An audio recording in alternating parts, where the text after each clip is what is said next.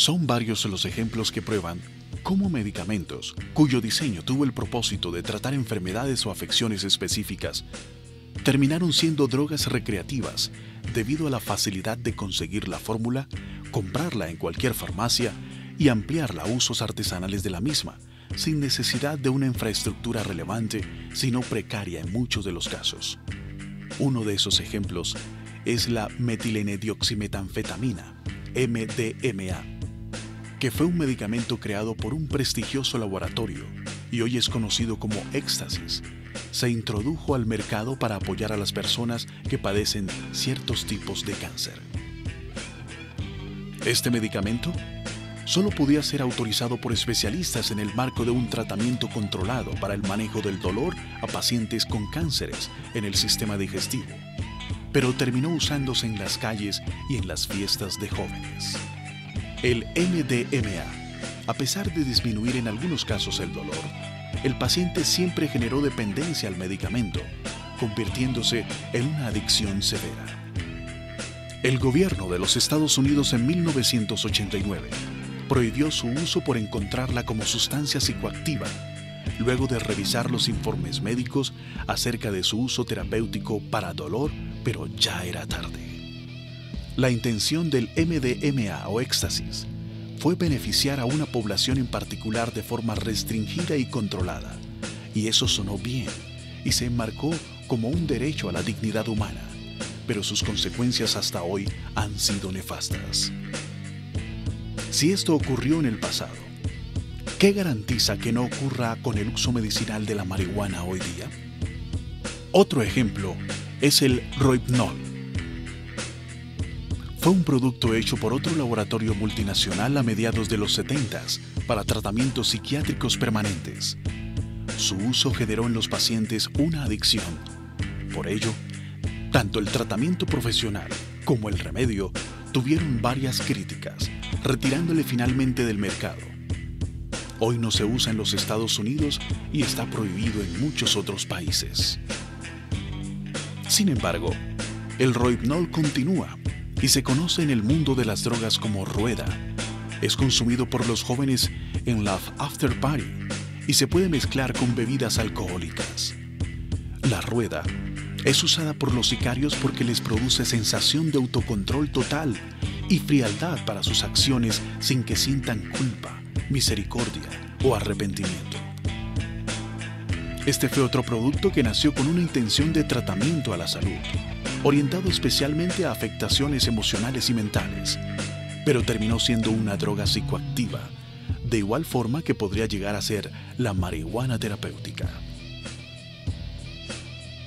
El Ativan es un ejemplo más. Conocido como burundanga o escopolamina, el cual se puede conseguir en droguerías, incluso sin fórmula, porque supone un uso medicinal para tratar el insomnio o la inclinación a la depresión. Es empleado por atracadores de cajeros automáticos y celulares debido a la pérdida de la voluntad de la víctima. Librium y Seconal son otros medicamentos que se han transformado en drogas recreativas luego de ser propuestas como tratamientos medicinales. Estas fueron creadas por las grandes multinacionales farmacéuticas y por el flamante negocio de los laboratorios para tratamientos médicos y psiquiátricos restringidos a diagnóstico y control por profesionales de la salud. Pero son actualmente sustancias psicoactivas que o bien han cambiado de nombres y reingresado al mercado clandestino, o su fórmula se adquiere fácilmente para transformarla de forma casera y posterior venta en las ollas o en las fiestas. Por lo anterior, queremos formularle a los honorables legisladores y magistrados algunas inquietudes. ¿Confían ustedes en que los ciudadanos que no son pacientes de cáncer u otra dolencia no aprovecharán la libertad de ir a una farmacia para usar el cannabis y su componente THC recreativamente? ¿Qué garantiza que las farmacias no vendan sin exigir la prescripción médica a sabiendas que todo vicio humano es rentable? ¿Quién controla que algunos médicos no entreguen prescripciones falsas, incluso para convertirse en adictos? Y en definitiva, ¿cómo aseguramos que no aparezcan nuevas mafias que coexisten paralelamente a los mercados legales para los mismos productos? Algunos estudios han comenzado a investigar las presuntas propiedades analgésicas y curativas farmacológicas de la marihuana, en lo que estamos de acuerdo. Pero fíjense ustedes, este tema no se limita a las posibilidades científicas de uso restringido para la medicina, sino que se alude permanentemente a la invitación de abrir el debate para la legalización de las drogas. ¿Por qué se insiste en entrelazar un tema médico con uno político e ideológico de legalizar las drogas? Justamente porque lo que esperan los llamados libres pensadores no es el uso medicinal, sino el inicio de la regulación de la marihuana para todo tipo de consumo, facilitándose el camino a otras sustancias. Si hoy somos conscientes que compuestos químicos legales como la nicotina, la cafeína entre otros, o el consumo no controlado de sal, azúcar y aceites, están siendo considerados para ser regulados aún más, y de esta manera reducir sus negativas consecuencias de salud pública, tales como obesidad, infartos, etc. ¿Por qué ahora quiere darse una apertura al cannabis, que tarde o temprano también tendrían que irremediablemente invertirle cuantiosas sumas del presupuesto en campañas de prevención de la salud pública, tal como hoy se hace con el cigarrillo? ¿Podrían ustedes asegurar que en pocos años no estaremos legislando para reducir los consumos del THC, debido a la incapacidad del Estado para vigilar el cumplimiento de la legalización del uso medicinal? ¿No sucede lo mismo con el alcohol, que hoy por sus efectos en el cuerpo humano pone en riesgo la vida de conductores y transeúntes, y que su legalización ni acabó con las mafias ni con los muertos? Porque si bien es cierto que la prohibición no es la panacea, tampoco la legalización ha demostrado ser una herramienta efectiva, superior o preferible. Si el desarrollo medicinal del cannabis está en ciernes, apenas en emergente crecimiento como lo afirma la Organización de Estados Americanos OEA, y que es necesario proseguir su estudio utilizando medidas científicas adecuadas, ¿por qué utilizar prematuramente a Colombia como experimento de laboratorio en algo que aún no está probado? ¿Se quiere ayudar a pacientes graves a soportar su dolor o más bien entrar en la onda tendencial de plataforma ideológica que utiliza a la ciencia como pretexto?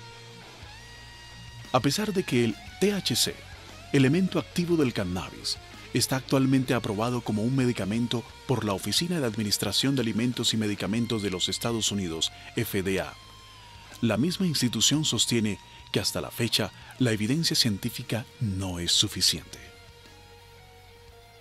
Si la principal autoridad de drogas de la potencia mundial es prudente, ¿por qué usaríamos a nuestro país como experimento útil a las pretensiones no de los médicos y sus pacientes, sino de los activistas cannábicos que han logrado llamar la atención de políticos y juristas? Más que certezas, leyendo la propuesta del honorable senador Dr. Juan Manuel Galán y de otros que propenden por la legalización tanto terapéutica como recreativa de la marihuana, quedo con dudas. Si estudios como el del profesor Martin Ben Amar, o el de la Universidad de Washington, o el de Weissengren, Urban y Leschen de la Universidad de Tel Aviv, cuyos resultados presentan los efectos beneficiosos del cannabis en la salud de las personas solo bajo condiciones controladas científicamente, ¿qué garantiza que los ciudadanos no empleen la marihuana afirmando que lo hacen para el bien de su salud, siendo que no son víctimas de cáncer avanzado y logrando saltar los límites de la dosis personal e invocando el libre desarrollo de la personalidad? Y muchos la hacen ver como curativa. La gente dice que es para los dolores, artritis, neuralgia, calambres, para todo. La marihuana o la coca también se venden en cremas o ungüentos como estos, que normalmente los venden en tiendas naturistas. Sin embargo, los médicos aseguran que no es tan sencillo aplicárselo y que también se requiere de fórmula médica. se absorbe, va a la sangre, igual va al cerebro. Y puede llegar a también a empezar a sumar para todos estos efectos negativos, incluso a nivel cerebral. Médicos piden más acción en contra del tráfico de estupefacientes en la ciudad para que no siga aumentando el número de jóvenes adictos. Aun cuando la marihuana está en desarrollo de investigación como medicamento para uso restringido en tratamientos específicos y controlados para cierto número de dolencias en particular, no se puede ignorar, como lo confirmó el Dr. Galán, cuando en su propuesta trajo a colación al profesor Benedict Fisher, PhD de la Universidad Simon Fraser, que de todas formas el cannabis está enmarcado en problemas de salud agudos o crónicos que incluyen deterioro cognitivo y respiratorio, episodios psicóticos, dependencia y riesgo de lesiones, porque de lograr retirar el compuesto THC, responsable de esos efectos, el cannabis para uso terapéutico queda anulado.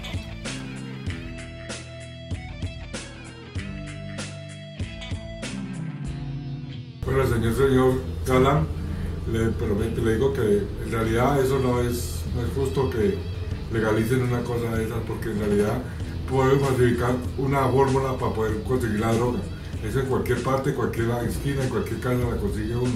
Doctor Galán, yo me dijo usted respetuosamente y yo le digo sinceramente que eso realmente ya sería una forma para el adicto más legal y no habría ningún compromiso conseguirla. Doctor Galán, me dirijo a con todo respeto. Si usted da la dosis, pero solo, digamos, solo al enfermo, al que la necesita, y eso sería con una fórmula médica, ¿cierto? Eso también el que nos quiere hacer el mal a nosotros, como de jíbaro, él también nos puede vender esa fórmula para nosotros ir a conseguirla. Bueno, doctor Galán, pues la verdad, las personas que somos adictas, y más cuando el cuerpo uno se lo pide, pues uno la consigue de alguna manera. Si es capaz de falsificar cualquier cosa, pues así también va a ser capaz de pronto de comprar una fórmula médica o alguna vaina. Piensen por un momento, respetados legisladores y magistrados. ¿Quiénes son los enfermos y quiénes no? Máxime cuando la tendencia es ver al adicto como un paciente y no como delincuente según recientes sentencias o la Ley 1566 de 2012. ¿Significa esto que cualquier colombiano se podrá autodenominar paciente en un país donde los requisitos y trámites son fácilmente eludibles por los avivatos? Ese es justo nuestro temor, habida cuenta que vivimos en una sociedad donde el dominio propio y el autocontrol disminuyen y la moralidad es más relativa que nunca. Por otro lado, el argumento de que la guerra contra las drogas fracasó, ¿significa que no debemos luchar contra este flagelo? ¿Qué diríamos acerca de la lucha contra la pobreza, que en 10.000 años de historia humana no hemos ganado? ¿La adoptamos y así terminamos con los explotadores de otros seres humanos? ¿Qué diremos de nuestra lucha contra el SIDA y otras terribles enfermedades que no hemos podido erradicar de la tierra? ¿Desistimos? ¿O qué hacemos con la corrupción? ¿La legitimamos? ¿Es suficiente argumento para un proyecto de ley u otro documento que Obama y otras personalidades han confesado haber consumido marihuana en su juventud? Consideramos que ese es un medio de publicidad, pero no un argumento. Si un ilustre personaje admite que para entrar a la universidad mintió o exageró, ¿sería la justificación para que motivemos a los demás a hacer lo mismo? Es inverosímil la conclusión del Dr. Galán cuando dice: teniendo en cuenta que no tenemos antecedentes de estudios clínicos o científicos relacionados con el uso de la marihuana con fines medicinales, consideramos urgente iniciar este debate. ¿Se enviará entonces a nuestro país a una aventura sin fundamentos fácticos, técnicos ni científicos como un experimento? ¿Por qué tomamos como referencia a Uruguay? Un país que no supera las 4 millones de personas y que no ha tenido paras, ni guerrillas, ni capos del narcotráfico. ¿Por qué asociar su aparente éxito para justificar que en Colombia se ensaye y se anime no a un debate, sino a una implementación del consumo masivo? no procede tal comparación como tampoco con Holanda u otros lugares del mundo. ¿De quién serán los cultivos de uso científico? ¿Cómo se manejará la propiedad privada?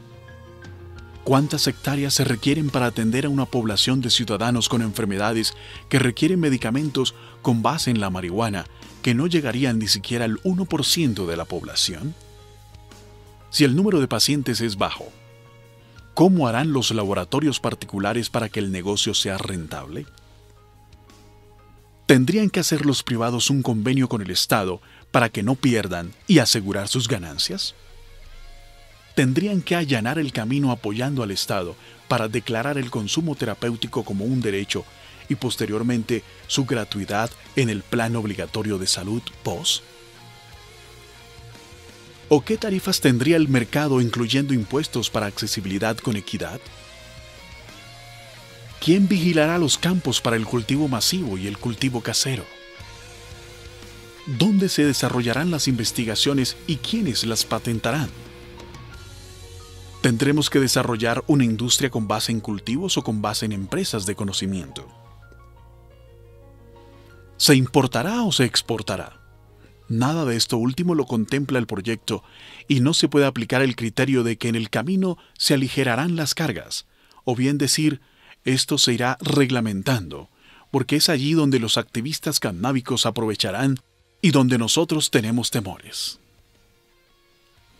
Finalmente, ¿por qué se insiste en la marihuana como si la naturaleza no fuera amplísima y multivariada, como si fuese la única especie vegetal que puede mejorar la calidad de vida de un paciente?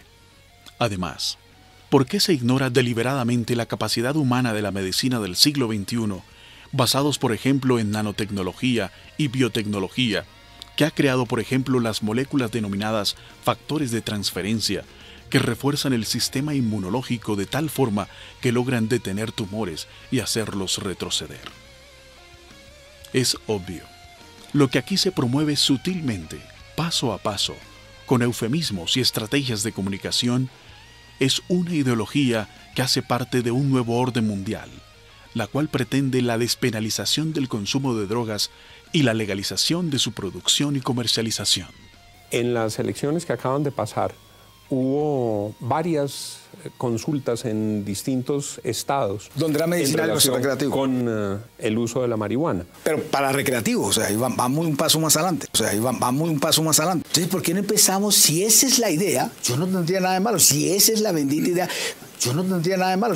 El senador Benedetti estaba diciendo que los Estados Unidos van un paso más adelante. No, y de hecho, algunos estados. Los defensores de la legalización, doctor Lozano, están diciendo que efectivamente Colombia debería ir más adelante a tono con la modernidad.